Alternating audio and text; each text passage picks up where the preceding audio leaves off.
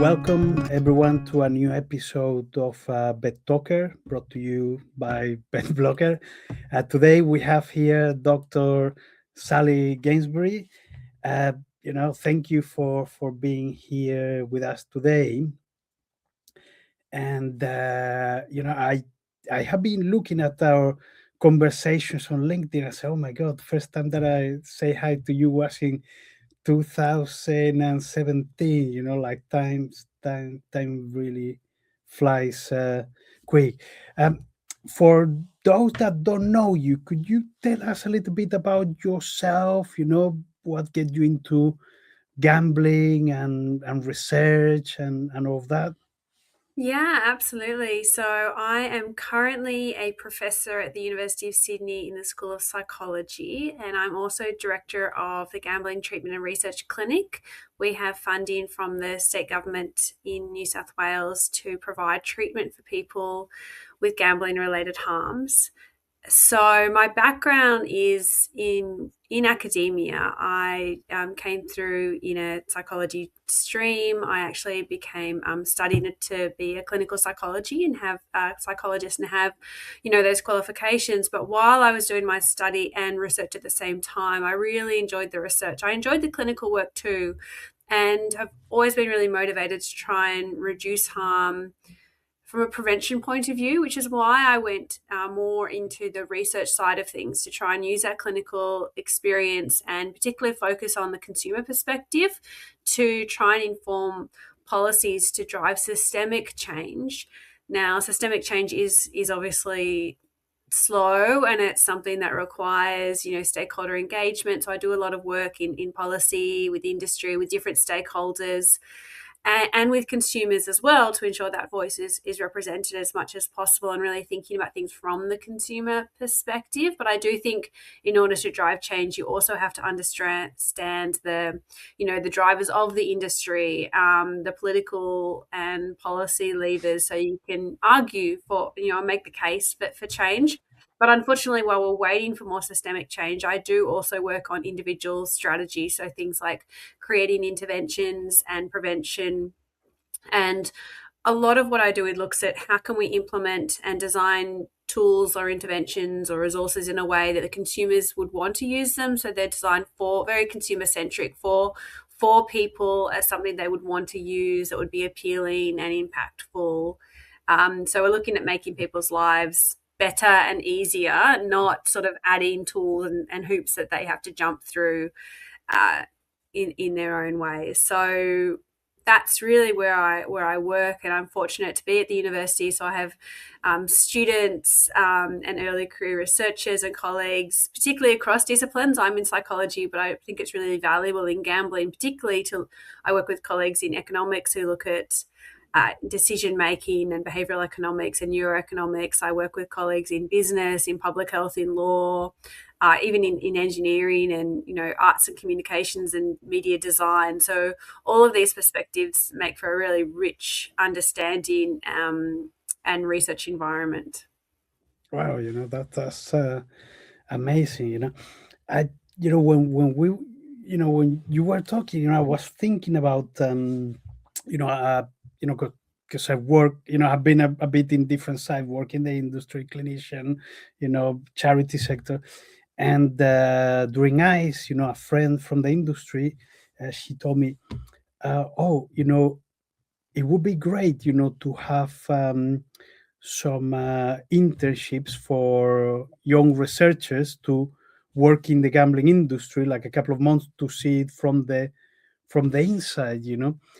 And I was thinking, oh, like it happened with some of my colleagues at the University of Gibraltar that, they may be doing research for, I don't know, like the fourth year or something. And okay, some of them, they never gamble, or some of them, they don't really know how the industry works. So they ask me questions, and it's like, oh, I think it could be a good thing, but probably the optics of uh like, oh, if you know have an internship or know how things work from the industry, then you're going to be tainted, somehow. So I mentioned it to a colleague of mine at the university, and she was, oh yeah, that would be great.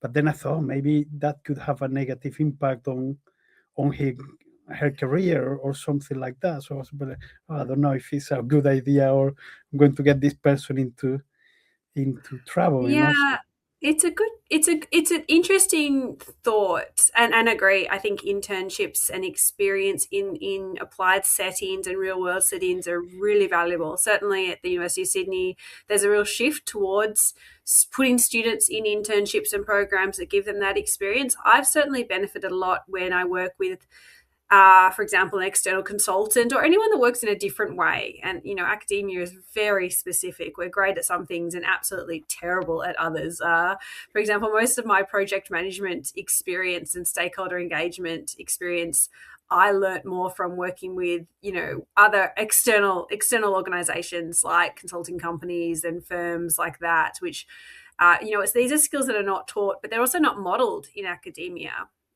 Yet people are kind of, as you just publish more papers, you're sort of given more responsibilities without a lot of formal training. I think I recognize the need to understand the industry perspective or even the user perspective. So one of my first clinical roles before I actually completed my doctorate was in drug and alcohol rehab. And I certainly came in as a young fresh-faced, probably pretty naive person who would sit there and sort of be using my clinical terms and typing on my, I think we were pressing like F1 and F7, like super old, DOS-based stuff. People won't even know the DOS-based system.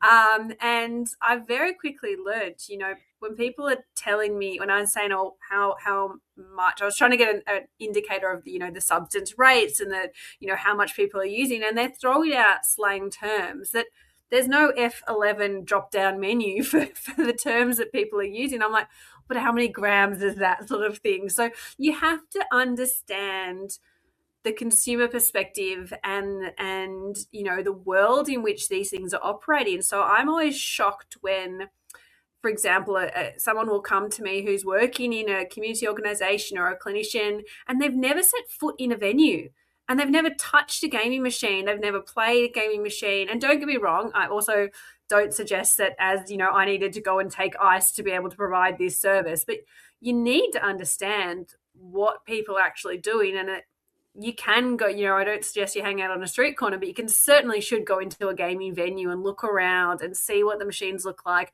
and understand the experience from that user perspective. Because until you understand that, how can you understand, the consumer? And I think this happens a lot with researchers. We get, caught in, facts and figures and statistics, but it's, that's not the same as speaking to a client who tells you the personal impact of their story. And again, so many people in the gambling industry, I don't think they've ever actually sat down with someone whose life has been devastated. And it's, well-meaning, and it's a cognitive human bias to see the best in people, because I've had so many managers or people who work in the industry who are swearing to them, none of my clients have a gambling problem. I'm like, well, it's just obviously not the case. Like, that's just cannot be the case. And it's great that you think the best of these people, but that's not how these things work. And if you've never thought from the other perspective, so certainly the industry should hear from people with lived experience. And I don't just mean like a lived experience person comes and gives a talk at a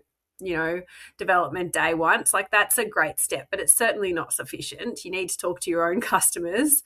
And the same with researchers and policymakers or treatment organizations.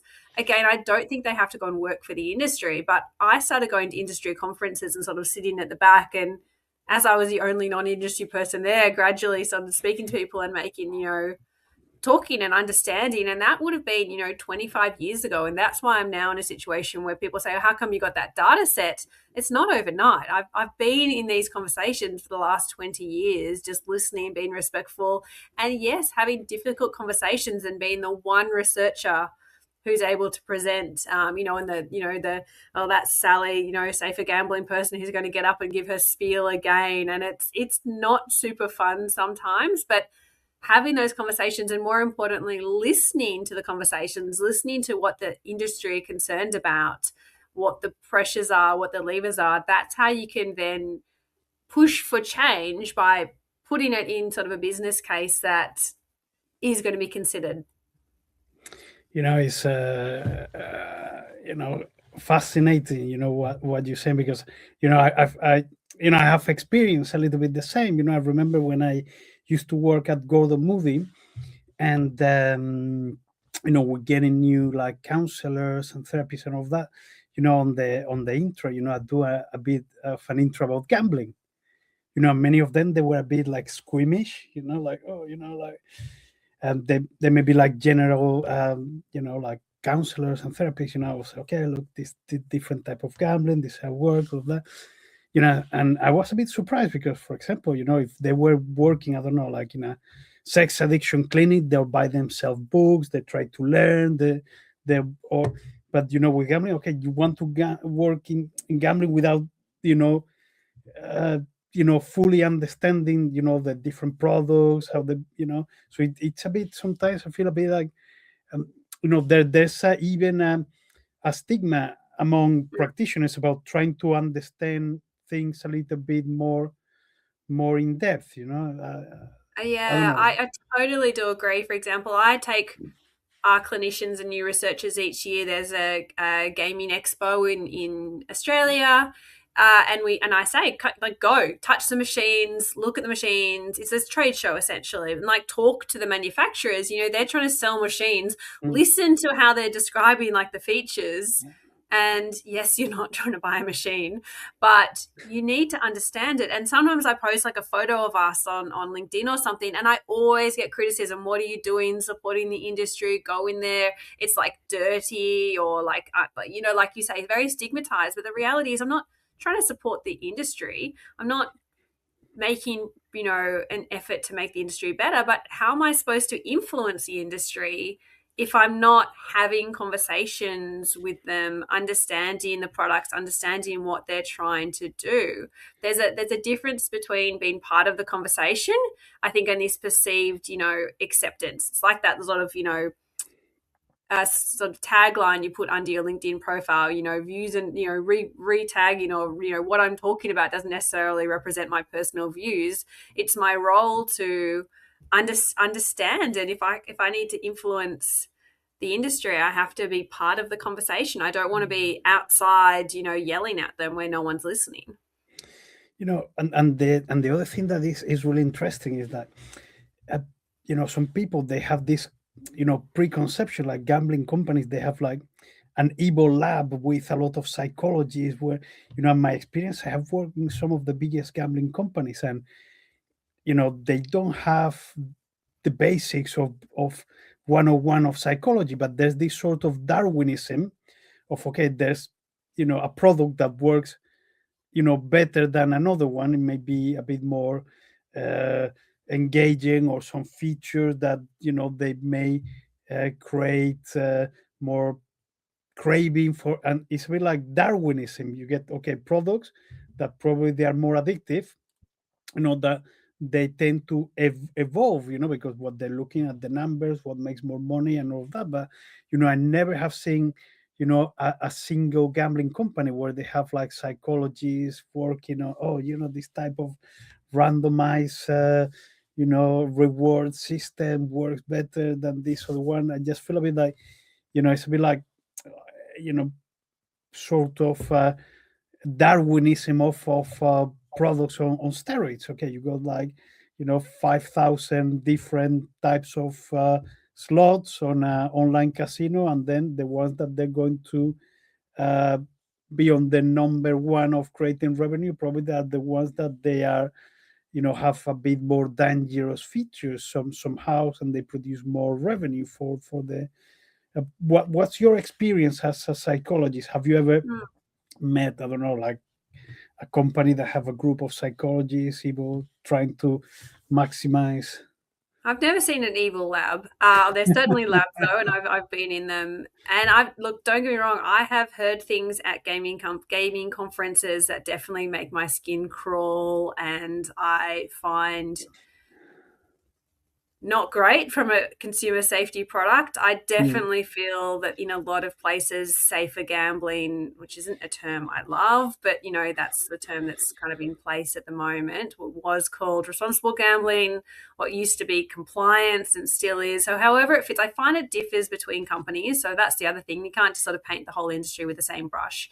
Some is very compliance based, or we're just going to check that we're checking with our legal team. Essentially, we're not breaking any laws, and as long as we're not doing that, then we're compliant with safer gambling policies and requirements. um, I find some have more dedicated, like lower risk team or safer gambling team or a person that's in charge, and it is more considered, and there's greater intention there. Some companies I've seen actually try and market a safer gambling product. So this has happened a couple of times. They certainly do exist where there's products that are optional that do enhance safety, and that's sort of a commercial product they're developing, whether it's for jurisdictions that require them or operators that are looking to have this as it's almost like one of the, you've got a safer machine on your floor as a market differentiator. It's similar Mm. to now selling low alcohol beers or no alcohol beers. This idea that that you do have these different product differentiations and a range of consumers. I wish there will be a bit more development of that, because the sober curious movement is huge, and I think a very similar option could exist in gambling. But I also, on the flip side, and again, this is why you need to be part of the conversation, or at least understand, these are commercial companies. They're often public companies. Their imperative is to make money. And that is always going to be their commercial Mm. driver. I'm finding that it's a very fine line and difficult there's not a clear boundary between what makes an engaging, profitable product and where that tips into, this idea of social corporate responsibility or sustainability. This also definition and onus keeps changing. Where's the social license, which is between making a product overly engaging or too risky. Essentially it's the same side of a coin, really. What makes a product engaging and entertaining is what makes it risky, depending on who's playing it and how much they play. So this is where I think there's a lack of policy within industry. It does appear to be, usually the commercial aims win out. And I think that then falls to the regulators and the policymakers who are always playing catch up. I wish there was more policymakers at these conferences to hear about these latest things. For example, I'm down on the Gaming Expo every year looking at the features that are being developed. I've never seen a policymaker there looking. What usually happens is something will go out, and don't get me wrong, particularly for gaming products on the floor, they always have to go through the regulatory process before they're Mm. released.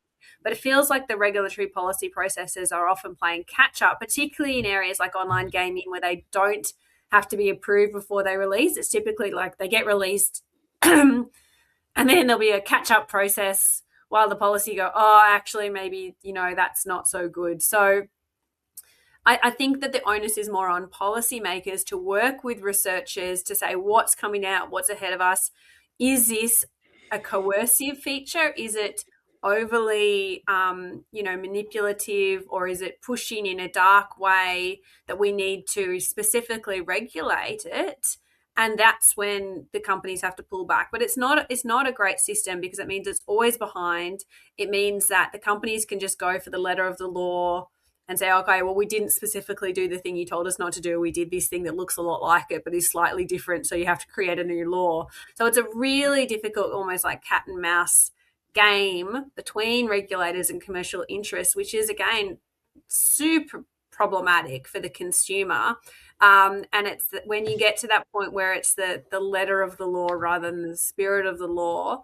And I think that there does need to be more done to ensure the companies are acting with the protectionary principle of not doing harm before commercial products. But at least in Australia, I mean, there was a court case that literally went out. The decision came into my, media feed this morning that one of the largest gambling companies has been breaching the law In this case, it's online and they're allowing people to bet after the game has started, which is illegal in Australia. It's the third time they've done it and they got fined $150,000, which is, it's like, it's such a drop in the bucket. It's absolutely ridiculous. How is this any, like, that's just a cost of doing business. Like, they would have paid their lawyers more than that to actually have anything to Yeah. do with this motion. So it's not creating, the political environment in Australia is such that there's no incentive to put consumer protection first. It's much, much cheaper and more profitable to push as far as you can and cop any kind of fine or feedback, because there's no political or commercial incentive otherwise, which I think is a huge shame. It's super interesting, what you're saying, and I have been in the other side. Sometimes, you say, look, uh, we need to do the thing this way, and you may have a business that say, yeah, but if we do it this way, it's going to cost us, you know, X, and the fine is going to be X divided by 20. And, you know, it's tough, when you want to do a good job, if you're working in safer gambling, or also when I always have thought, that the best way of tackling this is for, you know, CEOs and senior directors to have personal responsibility. Okay, so if you get, a fine or whatever, okay, you cannot get bonus, or you may not be habilitated to be a CEO ever again, or a consultant, for the industry, because otherwise, it's what you're saying. It's like, okay, at the end, you know, PLC, it's just sometimes profit versus risk. If the risk for them is low, okay, it's a business decision, and Yeah. you know at times, I had a really difficult relationship with senior executives, and a part of me, was like, oh, this person is such a bad person, but at the end, they also have a really tough job. Okay, if I don't make double digit growth, they get someone to replace me in no time. So it must be, you know I don't know, a better solution, or I don't know, like shareholders are responsible somehow. I don't know if there's a solution for, or to be in the best interest of the company, to be responsible. Yeah. I mean, I think the UK situation is interesting where the fines are substantially larger. I think if the compliance or the failure to comply costs are much, much greater, there's that commercial consideration. And particularly then, and I don't think this is what happens in the UK, but if there is, those fines are then redirected back to safer gambling, if it goes back into research and prevention and supporting the other side, that would be useful. I have seen some jurisdictions with a greater level of cooperation between industry and policymakers. I always think that's good when they can have civil conversations. When it gets adversarial, there nothing good typically comes of that. I completely, Uh, I completely agree. I think, look, you need to have a dialogue to improve things. Sometimes you go to industry conversations, and they're like, regulators, it's the worst. Then you go to a expert by experience conference, and the companies are terrible. I say, look, you need to speak with each other, because most of the time, you know when you met the other person, actually, it's not that different than you. You speak with a regulator, and I don't know. I think you can have difference of opinions, but it shouldn't get adversarial. And mm, that's where things totally fall apart when then there's there's no trust and it has an adversarial arrangement. But I mean, sometimes it can't be helped, I guess. Like if both sides are not being cooperative, it takes, both sides. But ideally there's more conversation, but ideally there's more respect as well. And I don't understand. I've spoken to some, why don't you just, find them, or, I guess, and it's black and white. And I'm not a policymaker, and I would never, I mm, don't think I would be a great politician because I tend to say what I think. um, I've definitely been known to eye roll on a panel. So I don't profess to know all the answers, but I guess coming back to the original point around hearing and knowing what's going on, ideally we would get to the point as well, and this is why a lot of what I try and do is public facing, media. If we, at the end of the day, consumers and communities actually have a hugely powerful voice. If it became an election issue, if policy is being driven by community, if community are really opposed to something, then hopefully that will drive political change and industry change, because at the end of the day, it's about consumers. And if consumers are saying, no, you've breached our trust, or you're an unethical company, we're not going to engage with you, that would shift change. So I think that's the other thing, is to look at community sentiment. But unfortunately, again, it comes down to dollars and cents, and often consumers don't seem to, I don't know or care, and still engage, with what they want. So it's not, there's no easy solution. There's nothing I can say if only this happens. I see my role as still looking at producing evidence as much as possible, and then giving the evidence to people who are going to, advocate for change or be in a position to make change. And I'll just keep trying to do that. And that involves working with everyone, I think. So, for example, working with industry, it's not like the alcohol industry where I can go buy a bottle of something and test it in the lab. If I want to see what happens in a gambling situation, I need to recruit through operators or make changes in an operator environment. It's highly regulated. I can't set up a lab environment and say, just pretend you're gambling on this laptop for real money when you're not. So we do need to cooperate. We do need to get data. And the same with policymakers. We're trying to evaluate policies, and it's great if we can work with policymakers to set up environments to do so. But at the end of the day, I think you have to understand, if not your stakeholder, you can say your adversary. It's the same thing, right? You need to hear and listen to the different conversations in order to affect change. Yeah, it makes complete sense, to the thing being adversarial. I mean, I suppose that people, depending on the different experience, they may have sometimes strong points of view, and sometimes it's understandable, that they have those views. But at the end, probably we can only make things better if we talk to each other. I wanted to ask you a little bit about the clinic. Were you seeing clients or? Yeah. So the Sydney University Gambling Treatment Clinic has been running since 1999. In New South Wales, there's government funding for gambling specifically for treatment. So it's outside the health system, which does differ from other jurisdictions. So it's a standard, gambling treatment is sort of a standalone. It doesn't operate through the health system. You don't need to be, you don't need a referral or any kind of health insurance or anything like that. It's free. It's done quite well in Australia in the sense that it's funded to agencies for each geographical region. So it's typically service providers that do other things. We're probably quite unique in the sense that we only provide gambling treatment. We're not part of a broader social services organisation. But in our case, that is because we're operating with research combined. We also operate as a bit of a training institution. So we have clinical psychologists who are training to come through. We provide a training pathway. We're one of the only, I think we might be the only training opportunity in gambling for clinical psychologists. But yes, we see clients. We see about 1,000 clients a year. We've got different locations in Sydney, in the Greater Sydney region.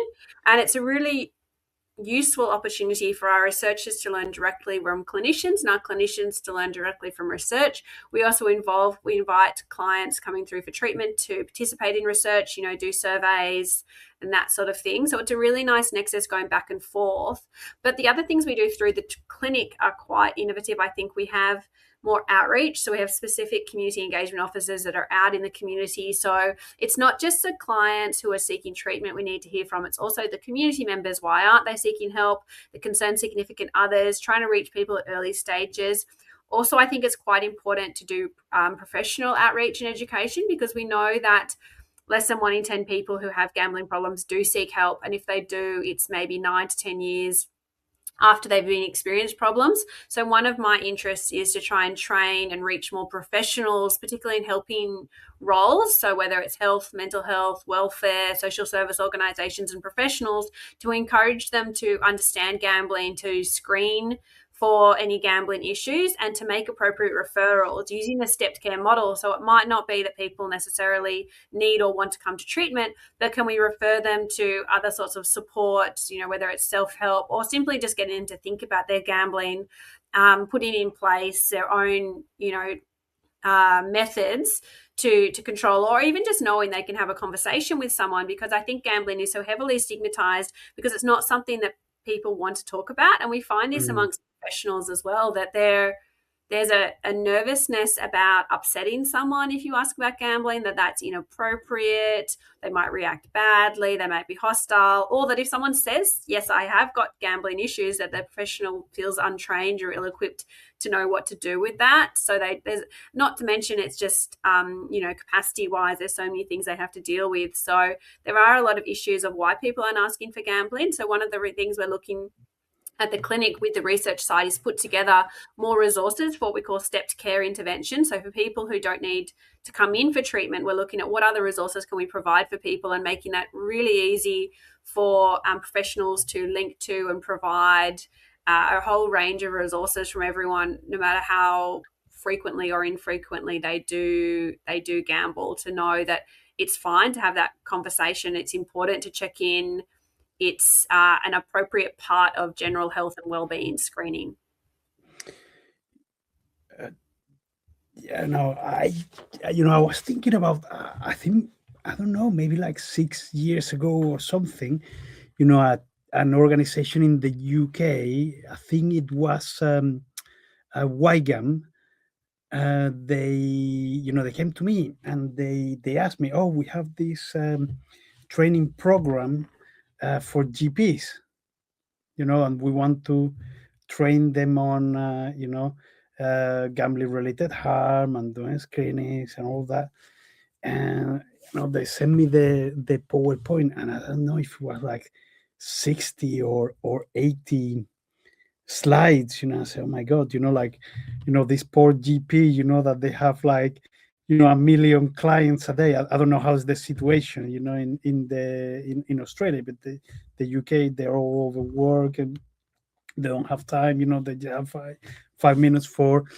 And I said, look, I think maybe it would be more useful to have some, I don't know, like posters in the waiting room or something like that, so people can, sell health or do a scan and say, look, if you get this score or if you get these, things, talk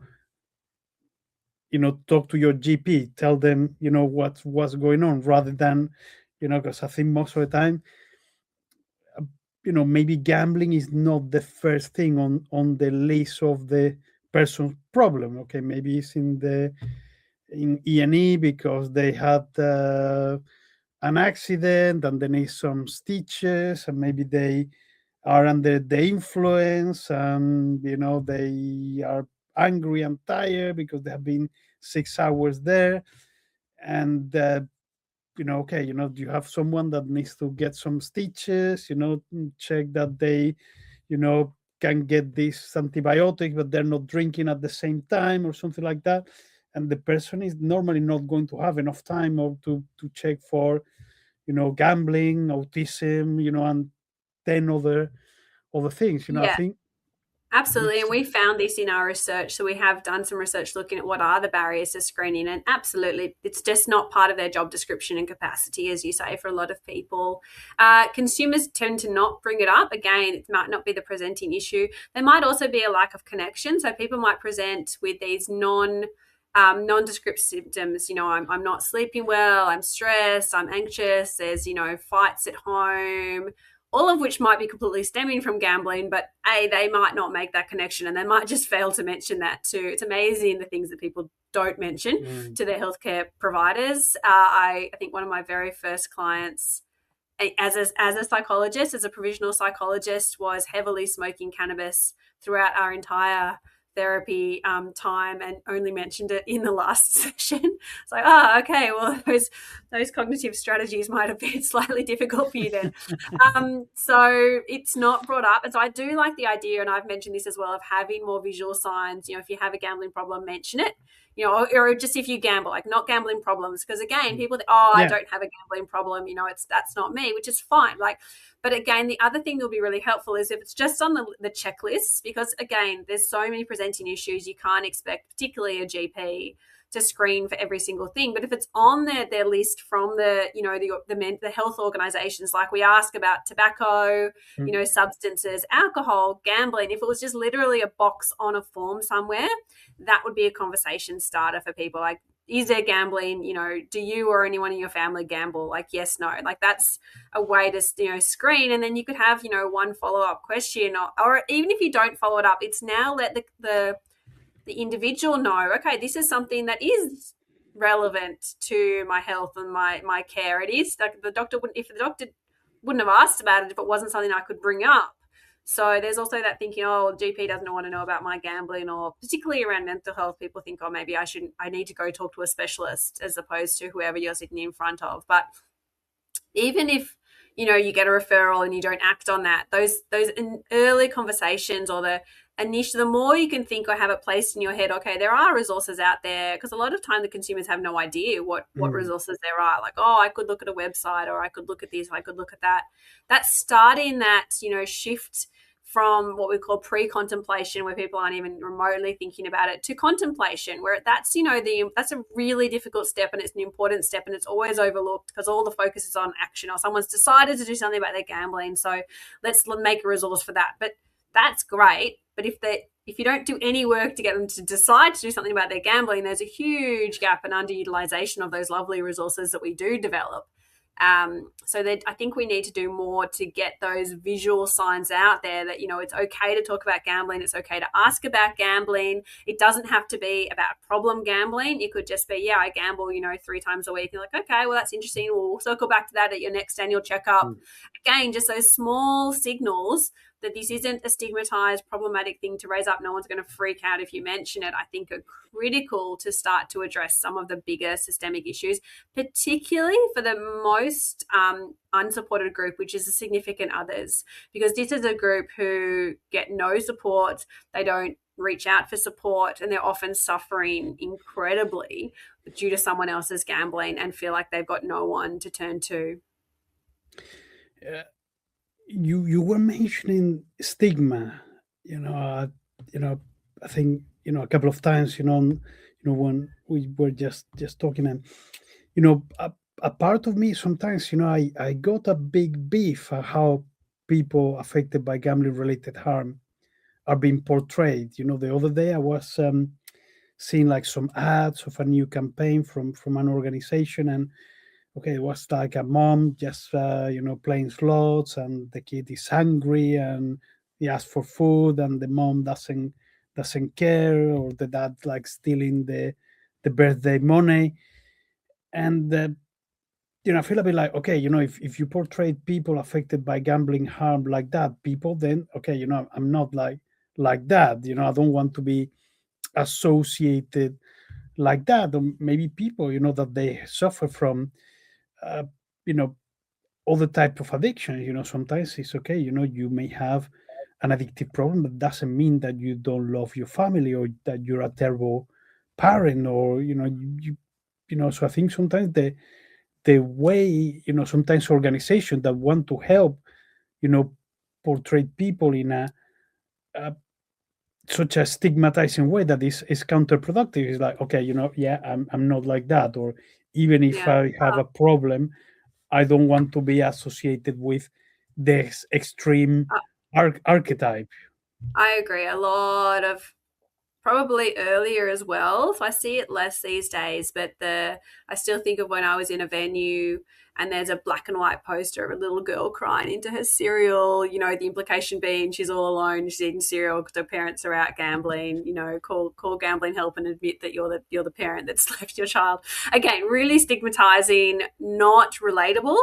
I think there's been a real push away from that, particularly I think in Australia and New South Wales has been really good with that, with our state campaigns that are much more positive, action focused. There was one that was really great called "You're Stronger Than You Think," which again are really positive. There was another one kind of saying you can't tell, and just showing regular people, and you can't, there are no visual indicators of gambling. You're not seeing it in someone's eyes, they're not slurring. The indicators are often very non-specific, so being irritable or preoccupied, potentially if there's some financial things, but again that's not necessarily specific. It's not the same as being able to smell it on someone's breath or seeing a visual indicator of it. So, and you can literally be gambling next to someone just on your screen and they would have no clue what you're doing. So I do think those campaigns that are about being positive, being strength-based, being action-focused, encouraging people to check in on their mates and talk about it. And I have seen in New South Wales where the campaign is called, and it's similar, I think they're in the UK, so the Gamble Aware. So be gamble aware, as opposed to using that like problem gambling or responsible gambling.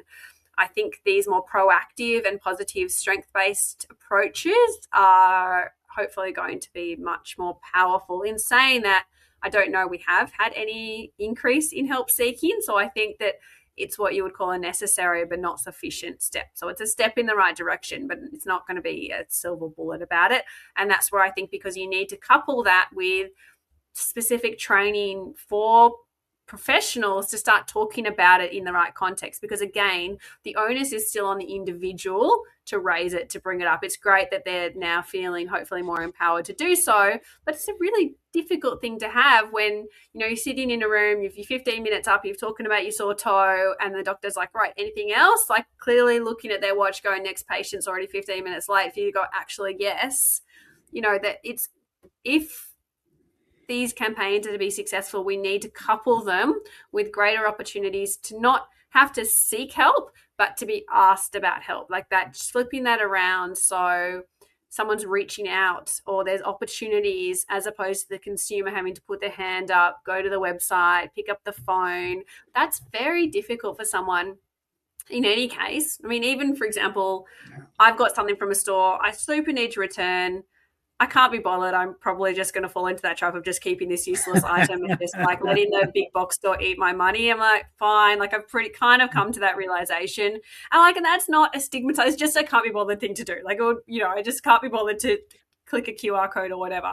So like, and that's like a no stress, no consequence situation. I'm still not doing it. So if we then think about this is a really important consequence, plus because I am experiencing mental health issues, I've got impaired cognitions, my mood's low, so my energy's low, I'm probably getting into a cycle of other issues going on, I've probably got significantly presenting issues, and now you're still expecting me in this situation to reach out and have a difficult conversation. It's just not a likely solution for people. So we need to do better at being proactive and reducing that friction and making it such that someone can respond or do something super easy.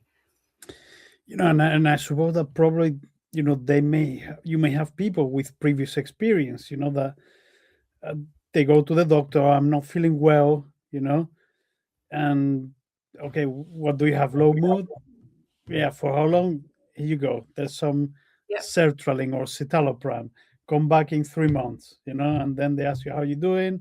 Yeah, it's not working. Okay, let's up it up by 5-10 milligrams, so if you get maybe some previous experience like that, okay, maybe I don't bring any further mental health issues, because sometimes it be like the support that sometimes people get is not great. Yeah, and look, don't get me wrong, I do think it's tricky because it's not like everyone who has stress or isn't sleeping well is gambling. So this is obviously our focus. We're pretty tunnel vision of this, and although I have to say, if you did help people who weren't sleeping well, a lot of society's problems would be probably positively impacted. So some of those building blocks are pretty generalized. So we need to be more targeted in our approach. And this is what we need. All right, well, where are people who are gambling? Let's go to gambling venues. Let's go to gambling operators. But then you're in that difficult situation. Well, now it's the operator who is making money from you, who you're a customer of, who knows that there's other options. You're putting it on them to reach out and support you, which is what's happening at the moment in most jurisdictions. So the operator, has to reach out, or you're not allowed to let someone gamble too much, or you need a risk identification system. And look, I get it. It makes sense because it's the target audience. So that's a good place to start. But it's very tricky when you're saying it's the operator who is responsible for that action. How do you balance those commercial tensions? And then from a consumer point of view, you're paying money to an operator, and when you tip some sort of invisible algorithm which is not transparent to you, and someone finally taps in, which we know is going to happen quite late on because the operators will all have their algorithms triggered such that they're only detecting people who really look like we can't get away anymore without having a conversation. So presumably this person has been a customer, has spent a bunch of money, and now you're asking me about my gambling problems after I've lost all this problem. I can imagine the consumer response isn't overly positive and understanding at this point of view. From the operator. So I think it is a really tricky situation of how do you identify people and who is the right organization or person. How do you do that in a way that is independent of the commercial tensions? And on top of that, in my experience, a lot of people that they do in the interaction and all that, they're really poorly trained. So you get someone that is 25 years old, or younger, that they're willing to help, but okay, they got an online 1 hour training, and it's like, okay, and then you need to have an interaction in 5 minutes and be meaningful, Yeah. and say, look, I got 15 years of experience, and if somebody tell me, okay, you need to you know uh, help this person in 5 minutes, Yeah. probably say, okay, and someone that may not be even in a you know again, that it may not even conscious that they have a problem, like you know Yeah. I've actually seen this a it's lot where well-intended, again, yeah, people aren't trained. A lot of training programs are like, here, memorize this book, pass this test. Great, you've got your RG license. And people we have got a positive, optimistic bias. When you see a customer every day, you're inclined to believe your customer, to see the best. Oh, Joe's fine. He's here every day. Yes, he gambles a lot, but he's always happy. Like, great, that doesn't mean that the absence of indicators is not the absence of a problem. So I think there's a whole lot of problems with the observation-based detections. But again, is it the individual's role? Customer service is good. I think should be having more conversations earlier and just having conversations all the time, such that oh, Joe has just told me they've lost their job, or I know Joe's retired, or I know that Joe's kid has just mortgaged his house. Like, the more you can get those regular conversations and interactions from a customer service, not a mental health provision, but just more conversations, interactions, you're actually building an environment such that if something's going on, Joe is more likely to disclose something or like raise something that you're getting outside of just watching and like seeing visual indicators. Oh, okay, well, I know that there's less money coming in because, Mary's retired now, and like just starting to build more of a profile, and then having resources which are independent. Oh, here you go. Like, it's like when an employee, like your EAP, or here's a number you can call, or like there's resources, we're here to help, maybe take a break. But again, it has to be top down. It has to be this idea that we want our customers to come back next week or next year, so let's stop them today. It has to be away from this mentality of let's fleece them for everything we've got. It's not necessarily suggesting that's the mentality, but it feels like it is a lot of the time. But this longer term sustainability of ensuring that the consumer's first, and if that means we lose that customer, That needs to be the nature of the business. Not a business isn't sustained by one customer or by a few customers. It's sustained by having a reputation is good, so that new customers are going to come in to replace those that leave. And it's appropriate that consumers move on and don't spend always what they need, or to have diverse opportunities, like don't rely all on gambling venues. So I think a lot of it is the systemic commercial models of a lot of operators that rely heavily on few individuals spending a lot and ignore most consumers. So I think it's more around better like thinking about it as a customer service issue, but thinking about customer service from a business perspective of, well, this is building reputation, this is building word of mouth, this is building new customer generation, because we're operating in a respectful appropriate manner, as opposed to let's get as many customers as we can and like get them engaged as possible, and we'll call ourselves as just high engagement and tell ourselves they love our product, as opposed to other reasons. So again, it's a lot to do, and I'm not suggesting this is an easy solution. There's a lot of tensions here, but these are the sort of issues, Pedro, going back to your first question, these are the things that I'm working on. I wanted to ask you about BetWell. Can you tell us a little bit about it? Or I'd love to talk about BetWell, a good thing to finish on. So I've just got back from a Winston Churchill Fellowship, which I was very honoured to undertake. So this is a foundation that allows me to travel and learn from experts and bring that knowledge back to Australia. So I got to travel internationally to learn from many experts around developing a digital intervention to reduce gambling harm. I specifically am focused on this area of low harm. So it's not an intervention for people who are experiencing gambling harm. It's about encouraging people who are betting, particularly online at the moment. It's what it's first developed for, to do so in what we're calling a sustainable way. So that means gambling in a way that's affordable, that's not causing any harm, it's not causing any consequences. You could continue to do it, and it's wouldn't have any problems for you. So it's sort of a harm reduction approach. We're not saying people should gamble or that gambling is safe, but we're saying if you're going to do it, this is, let's help you do it in a way that fits your own goals and expectations. So it's very individually based.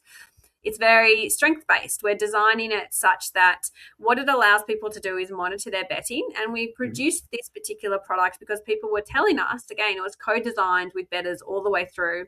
And people were saying, oh, it's really tricky. I'm gambling across all these different operators. I have to keep looking at this account and that account, or my credit card statement, which has everything else in it. Or I have an Excel spreadsheet and I have to manually transport things over. So BetWell users can sign in. It links to all their gambling accounts using an appropriate way, so it's protective of privacy. And it pulls all their gambling information into this one dashboard, so they can visually see wins and losses, net outcomes, spend, deposits, all in one place, month by month. And they can look back at previous months so they can see their trends over time. So they can visually eyeball, is my spend going up? Am I winning? Am I losing? We're going to make it such that it's bet specific. So you can actually drill down, if I place parlays, they always lose. So, or these are the type of bets I'm doing well of, or when I bet on Friday nights, those bets always lose as well. So we're starting to build this way of capacity of getting more insights into your betting history. And then we compare it to your self-reported income and hours of work. So we can, again, give this very neutral, non-judgmental information, but it's feedback for each user. So, okay, you've bet this much money, that's equivalent to 15 hours of work this month. Or even if you continue along these trend lines over 12 months, this is how much you're going to spend betting. And again, if you're comfortable with that, no problem. It doesn't suggest any way you should change your betting, but the intention is to get you thinking through how much you're betting. Is it something you're comfortable with? We have some comparisons for people that'll be specific based on their user type. So young people might say, oh, this is the equivalent of, 4 nights at a hotel.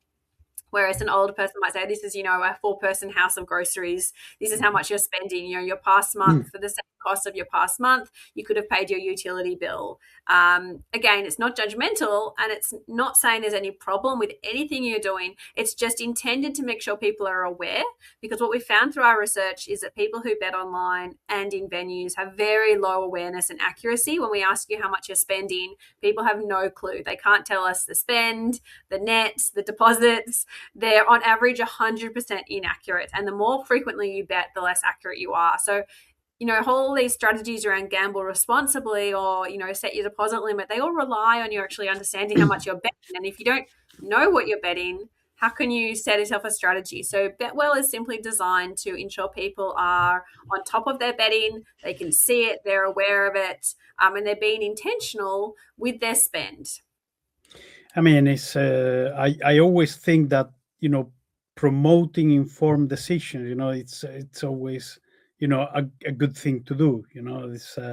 It's a, sounds like a fantastic tool. Are you working with anyone in Europe, or is just in Australia at the moment? At the moment, it's Australian because it's set up using the activity statements that operators are required by law to send. So every month, the operators send an activity statement to the user. So we're grabbing those directly with user permission. So we can grab that statement, and that's the way the data is automatically inputted into BetWell. So we don't have to API into their betting accounts. So that minimizes any security risks. It also means it works for every single operator in Australia without us having to negotiate and do any deals. So it's completely independent of any operator, of any regulator. It's really designed for bettors by bettors. We've done several rounds of refinement. We've now got a beta version we're going to launch and do further refinement. So it's a tool we hope a lot of people will use and benefit from, and also do a lot of research-based evaluation so people can suggest ways to improve it and for it to be even more beneficial. It's really intended to be something that is for the user and benefits them as much as possible. Wonderful. So thank you so much for your time today. And, I hope, that at some point we got this tool in Europe and other places too. Thank you. Absolutely. Thank you very much for your time. No problem. If anyone's interested in BetWell, it's certainly something we'd love to set up in other jurisdictions. So love to hear from anyone who wants to know more. But thank you so much for the invitation, and it's been great to be part of it.